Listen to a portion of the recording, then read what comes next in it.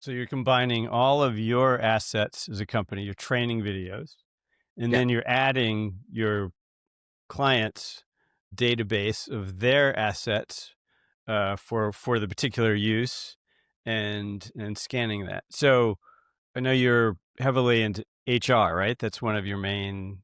That is well, I would say you sort of have to know what you're good at and what you're not good at, and so we have planted our flag firmly in the space of HR. That's really where our expertise is. That's where we live. So how do you sell that in the sense that, I imagine there must be some pushback just from the word AI from people in HR. I mean, I assume. So how do you overcome that?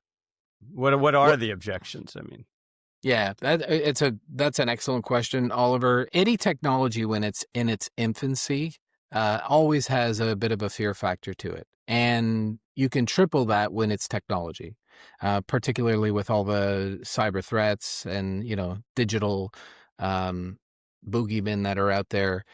We have to first and foremost, we have to win over the IT department to talk about sort of our risk protocols, our basically our cyber hygiene in order to make sure that it meets muster.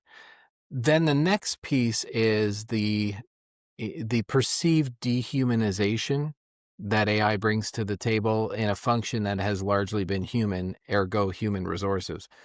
That part we really get over pretty quickly when you see the fluidity that people engage with. And most of the organizations that we're dealing with, you've got people who are already using AI and some of them heavily, even if not sanctioned by, the organization they work for. Mm. It's one of those technologies that has just kind of end run the whole corporate process. And you've got people who are very savvy with AI, even though they may not be allowed to use it at work. So we sort of play a role in pointing that out to HR Mhm. departments that, you can like it or hate it, but it's being used right now.